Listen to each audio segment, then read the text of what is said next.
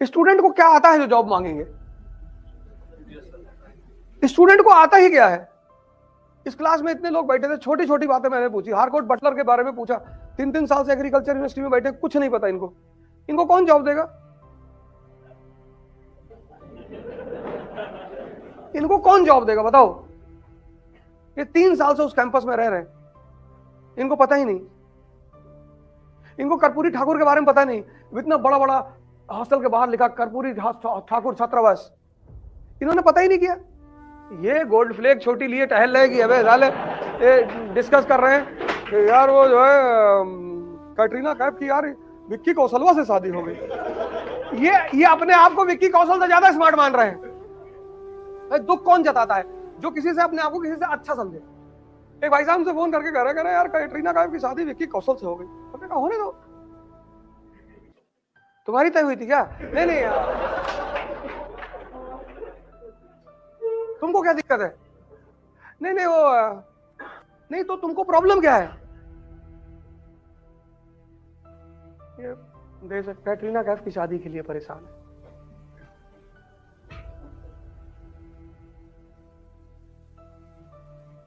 पचास basic question पूछ लो, इस क्लास में कोई जवाब ना दे पाएगा। 50 सवाल अगर कर दूं, 50 एम्प्लॉयमेंट मांगने चले, भैया हमको नौकरी दे। क्या करोगे नौकरी में? इस देश का 80% युवा रील बना रहा है, ओवरब्रिज पे ऐसे खड़ा है, फॉर्च्यूनर चल रही है एक्सप्रेस वे पे, उस पे वो रील बना रहा है, गाना गा रहा है,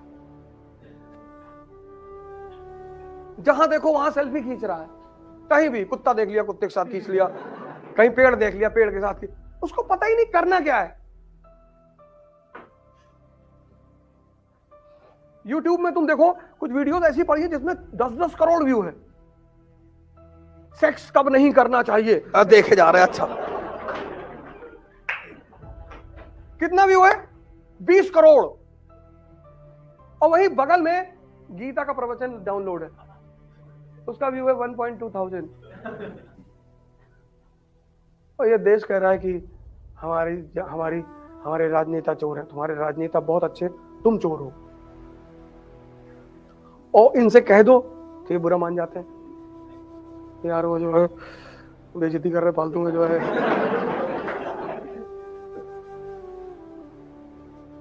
यूनिवर्सिटी गेट पे एक लड़का खड़ा हुआ था, कहीं नहीं बना रहा था।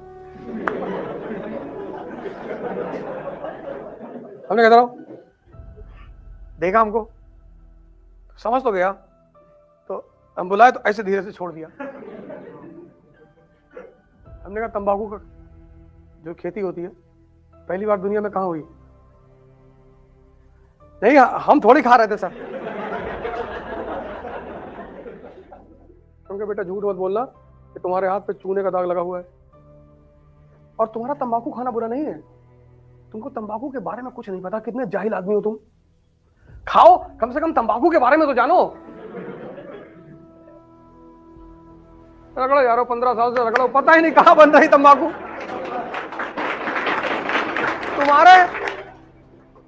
तुम्हारे तंबाकू खाने से क्या फायदा? हाँ? अरे पक्का स्टूडेंट, तुम कैसी बातें कर रहे हो? और ऐसा ऐसा बहाना देते, कहते तंबाकू खाने से जो है कंसंट्रेशन बढ़ता है। तो रिक्शा वाले को कौन सी गीता याद है? तुम तर्क तो कम से कम अच्छा दो यार। तुम जो करना है करो, तुम्हारा तर्क तो बढ़िया होना चाहिए। तुम्हारे हिसाब से अगर खैनी खाने से कंसंट्रेशन बढ़ता है तो रिक्शा वाले को रामायण पूरी याद होनी चाहिए। नहीं नहीं, वो आप नहीं समझ रहे हैं। नहीं तो समझाओ हमको ना कि कैसे ये तर्क कैसे करोगे। हमसे तो लड़के बोलते हैं, मिलते हैं, आते हैं, सर हम डिप्रेस हो गए। क्यों सर? हमको डिप्रेशन हो गया। क्यों सर? मेरा 2 बार पढ़ते हमको कुछ याद नहीं रहता। अच्छा, क्या पढ़ते हो? अरे वही ज्योग्राफी पढ़ते हैं, याद ही नहीं रहता। मिर्जापुर देखे थे? हाँ।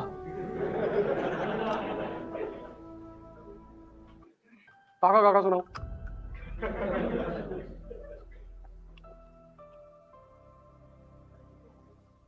सोचो मिर्जापुर देख के भी लोग ये नहीं समझ पाए कि काका गागा याद करना भी जीवन में बहुत जरूरी है।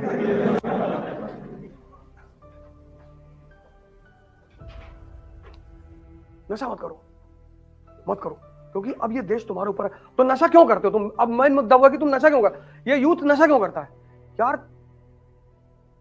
महत्वाकांक्षा मतलब स्ट्रेस। हम सब मिडिल क्लास के लोग हैं।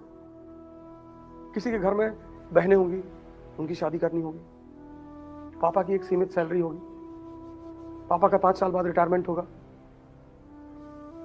घर में पापा के अलावा कोई आय का सोर्स नहीं होगा। ऐसा हो सकता है घरों में हो, तो मानी सी बात है कि तुम्हारा थोड़ा सा दिमाग वहां जाएगा कि यार बड़ी वाली दीदी की शादी नहीं हुई यार। फिर हो सकता है कि मां को कोई बीमारी हो, परिवार में किसी को कोई बीमारी हो। फिर वैसे ही इतना चुनौतीपूर्ण कोरोना का काल चल रहा है, तो जीवन प्रतिदिन, और फिर उस सारी चुनौतियों में तुम बैठ के पढ़ते हो और तुमको हजम करना होता है। ये दो पेट हैं, एक पेट ये है, एक पेट ये है, दोनों पेट है। जैसे यहां हजम होता है ऐसे यहां भी हजम होता है, और दोनों पेट की एक खासियत है, ये जिसको चाहते हैं उसी को हजम करते हैं। तुम्हें अपने इस पेट का हाजमा चेक करना होगा, और ये धीरे धीरे सुधरेगा। अपने विचारों पर नजर रखो, और अगर तुम खुद से कमजोर हो तो हर आदमी तुम्हें डरा के मार डालेगा।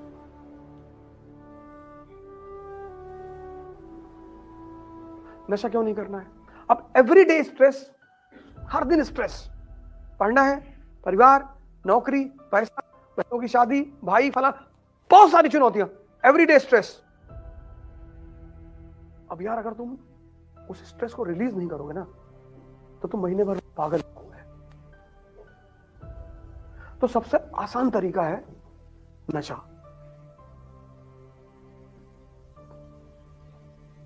तुम पढ़े 4 घंटा, तुमको यहां पेन हुआ, तुम बाहर आए, एक सिगरेट पिए, निकोटीन शरीर में गई, तुम थोड़ा सा रिलैक्स महसूस किया। अब सिगरेट प्रॉब्लम नहीं है, प्रॉब्लम क्या है? स्ट्रेस। तुम सिगरेट को प्रॉब्लम देखते हो इसलिए छोड़ नहीं पाते हो। सिगरेट प्रॉब्लम नहीं है, शराब प्रॉब्लम नहीं है, प्रॉब्लम है stress.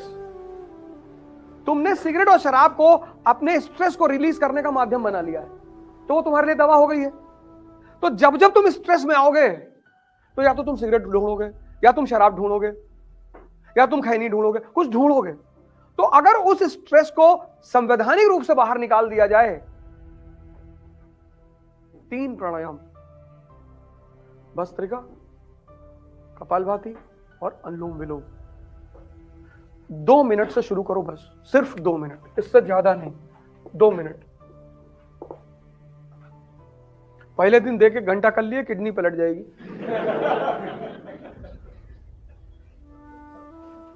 2 minute each, total 6 minute हुआ। 10 दिन जब बीत जाए, इस 2 को 4 कर दो, 4 मिनट।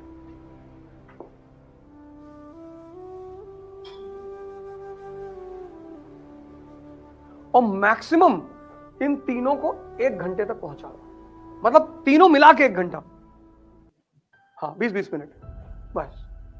और गारंटी लेता हूं कि तुम कभी नशा नहीं करोगे, क्योंकि स्ट्रेस रिलीज हो जाएगा। अब जब तुम नशा नहीं करोगे तो तुम्हारी शरीर मजबूत होगी, तुम्हारा मन मजबूत होगा, तुम सारी लड़ाई लड़ोगे किसके बल पे? इसके बल पे ना। और तुम्हारा ये दोनों कमजोर है, तुम अपने से हारते हो, अपने से, तुम बाहर से नहीं हारते। और तुम्हारा मन तुमको एक बहुत अच्छी बात कह देता है, कल। तुम देखो जितने भी जरूरी काम है उनको ये कल पे टाल देगा। कल, कल बढ़िया धूप निकलेगी तब पढ़ेंगे।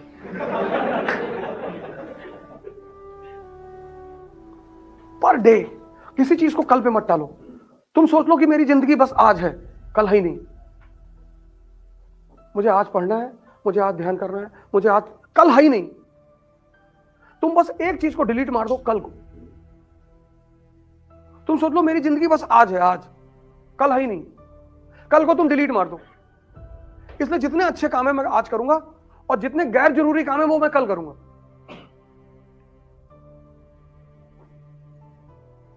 बड़ा प्यारा सूत्र है, बहुत प्यारा सूत्र है। ये तुम्हारी जिंदगी है भाई साहब। अगर टाइम कट गया ना तो 1 रुपया कोई जीवन में देगा नहीं। वो तुम्हारे माँ बाप हैं भगवान की तरह, जो तुम पर पैसा खर्चा कर रहे हैं। ये तुमको बात आज नहीं फील होगी, ये तुमको बात फील होगी किसी दिन, और पक्का होगी। इसलिए जब तक वो तुम्हारी मदद कर पा रहे हैं तब तक अपना जीवन बना लो। बहुत अच्छा मौका मिला है। नहीं तो जो भी आदमी 1 रुपया देगा, एक, तो समझ लो 1000 रुपए का बदले में काम लेगा। तभी मैंने तुमसे कहा कि पढ़ाई वढ़ाई तो छोड़ो यार, पहले तुम सारे लोग अपने व्यक्तित्व पर काम करो, अपने मन पर काम करो, अपने शरीर पर काम करो, अपने आप को ताकतवर बनाओ कि अगर भगवान जमीन पर आकर तुमसे कह दे कि तुम्हारा सिलेक्शन नहीं होगा, निकाल के उड़ा दो, काहे नहीं होगा।